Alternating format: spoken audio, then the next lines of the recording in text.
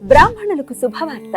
సనాతన ధర్మ పరిరక్షణే ధ్యేయంగా ఏర్పడినటువంటి హిందూ మహాసంస్థానం విదేశాలలో ఉద్యోగాన్వేషణ చేయాలనుకున్న ఔత్సాహికులకై అభ్యర్థుల నుండి దరఖాస్తులు కోరుతుంది. సంప్రదించవలసిన వాట్సాప్ నంబర్ 9866615399. నమస్తే, వెల్కమ్ టు అవర్ ఛానల్. నేను పద్మిని. ప్రస్తుతంతో పాటు ప్రముఖ ఆధ్యాత్మికవేత్త, నారీసేన ఫౌండర్, దత్త ఉపాసకురాలు శ్రీమతి లతా దత్త గారు మనతో పాటు ఉన్నారు. మాట్లాడదాం. నమస్తే అక్క. నమస్తే రా. జై గురుదత్త. శ్రీ గురుదత్త అక్క. అక్క, అరుణాచలం యాత్ర భాద్రపద మాసంలో అంటే సెప్టెంబర్ మాసంలో ఆల్రెడీ అనుకోవటం జరిగింది. 20వ తారీఖు రాత్రి బయలుదేరుతాం. 20వ తారీఖు రాత్రి బయలుదేరుతాం. అవును. సో ఆ యాత్ర విశేషాలు ఒకసారి చెప్పండి. ఎట్లా తప్పకుండా పద్మిని. అరుణాచల యాత్ర అంటే ఎన్నో జన్మల అదృష్టం ఉంటే గాని అరుణాచలేశ్వరుడు పర్మిషన్ ఇవ్వడు.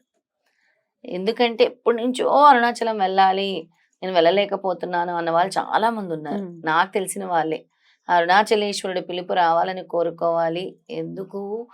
ఆ స్వామి మనకి ఒక్కసారి గనక మనం గిరి ప్రదక్షిణ చేస్తే కర్త కర్మ క్రియ అయి స్వామి మనం నడిపిస్తారు అని శాస్త్రవచనం కూడా ఉంది. 100%. And the most powerful place in this world is Arunachalam అని చెప్పొచ్చు. మన శ్రీచక్రం ఏ ఆకారంలో ఉంటుందో అలాగే త్రికోణ ఆకారంలో ఉంటుంది. The cosmic energy from universe direct గా అరుణాచల క్షేత్రానికి వస్తుంది. అలా ఒక్కొక్క రోజు ఒక్కొక్క ఫలితాన్ని కూడా స్వామిస్తున్నారు. సోమవారం చేసిన వాళ్ళకి ఒక ఫలితము, అలా శనివారం మనం అక్కడికి రీచ్ అవుతున్నాం. కాబట్టి నవగ్రహాల ఏవైతే నవగ్రహాల నుంచి ఇబ్బందులు ఉన్నాయో వాటి నుంచి మనం బయటపడతాము. ఆ రోజు శనివారం రోజు గిరి ప్రదక్షిణ చేస్తే అరుణాచల గిరి ప్రదక్షిణ గిరివరం. అయితే ఆ విధంగా అక్కడ ప్రదక్షిణ మరియు దర్శనము కలగాలి అంటే స్వామి పిలుపు ఉండాలి. అలాంటి క్షేత్రానికి మనం వెళ్ళబోతున్నాం. అరుణాచల క్షేత్రం. అయితే భాద్రపద మాసంలో మనం వెళ్ళేటటువంటి టైంలో మహళాయి పక్షం స్టార్ట్ అయిపోయి ఉంటుంది.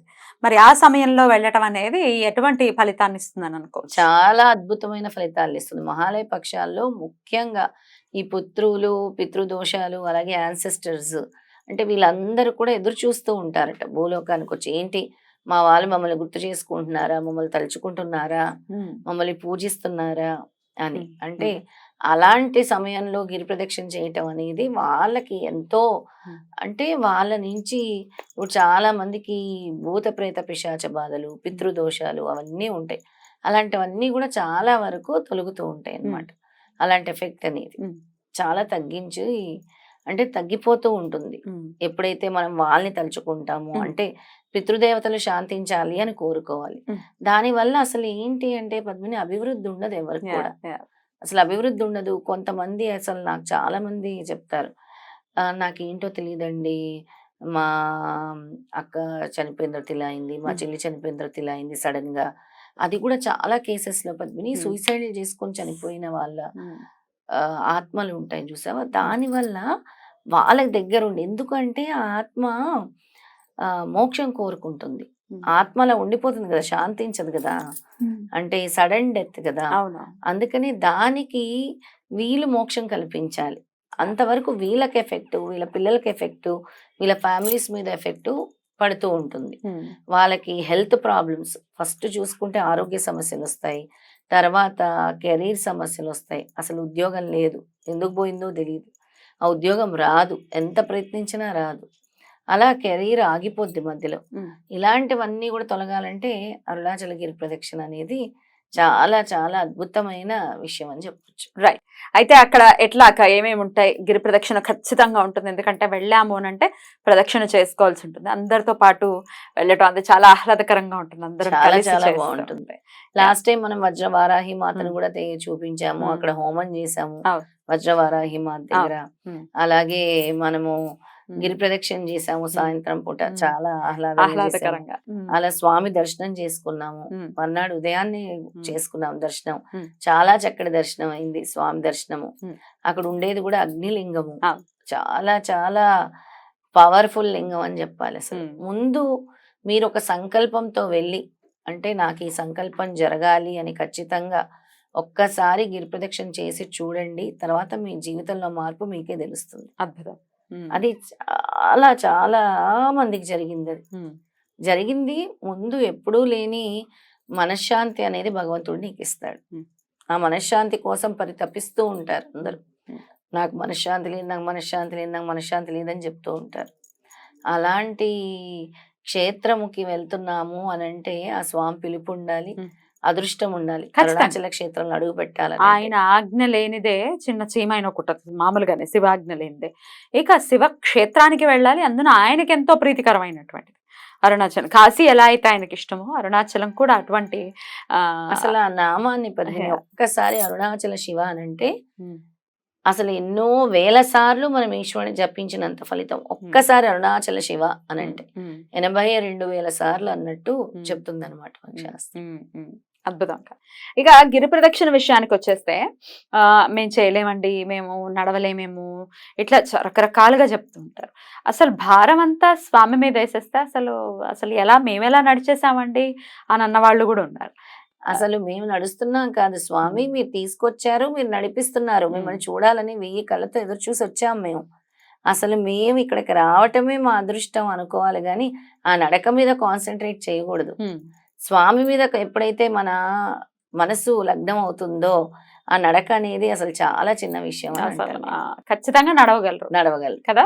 నడవగలరు. ఇట్లా ఆటోలో వెళ్ళిపోవచ్చా అండి, సాక్స్ వేసుకోవచ్చా అండి, ఇట్లా రకరకాల ప్రశ్నలు వస్తూ ఉంటాయి. లేదు మరీ మీకు హెల్త్ ఇష్యూస్ ఉన్నాయి, నేను గిరి ప్రదక్షిణ చేయాలి, నడవలేను, లేదా నా శరీరం సహకరించట్లేదు అన్న వాళ్ళు ఆటోలో గిరి ప్రదక్షిణ చేసుకోవచ్చు.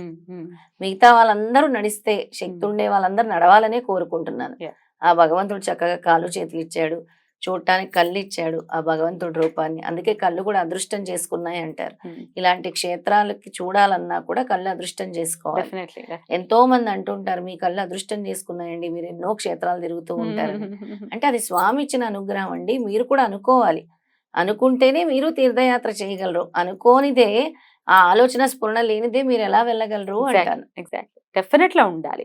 మనస్ఫూర్తిగా కోరుకోవాలి. అవ్వట్లేదు అని వదిలేయడం కాకుండా, అవ్వట్లేదులే మనం అందరూ వెళ్ళిపోతున్నారు మనకు అవ్వట్లేదు అని చాలా మంది కంప్లైంట్ చేస్తూ ఉంటారు. వదిలేయకూడదు, ఏదో బ్లాకేజ్ వల్ల అడ్డుపడుతోంది. గట్టిగా అసలు శివయ్యని అడిగితే ఎంత భక్త సులభుడు ఆయన చాలా మనకు తెలుసు. అంత ఎందుకు పద్మిని, మనం జనవరిలో వెళ్ళాం అరుణాచలం. ఎలా ఉంది మనకి ఈ సంవత్సరం అంతా? చాలా స్వామి నడిపిస్తున్నారు అంతే కదా. అంతే. అరుణాచలంకి ముందు, అరుణాచలం వెళ్ళిన తర్వాత కూడా మీరు చూసుకోండి మీ జీవితం అని చెప్తాను అందరికి. అంతే, డెఫినెట్లీ అందులో ఎటువంటి సందేహం లేదు. 20వ తారీఖు రాత్రి బయలుదేరి 21 అక్కడ ఉంటాం. 21 అక్కడ ఉంటాము, మళ్ళీ 21 రాత్రి ఒక్క రోజు ఉంటాము, 22 బయలుదేరి వచ్చేస్తాం. అయితే ఇక వేరే ఏమీ లేదు, ఓన్లీ అరుణాచలం మాత్రమే వెళ్తున్నాం కదా. అంతే, అరుణాచల క్షేత్రం ఆబ్వియస్ గా రమణాశ్రమానికి ఎలాగో వెళ్తాం మనం, రమణుల్ని చూపిస్తాం.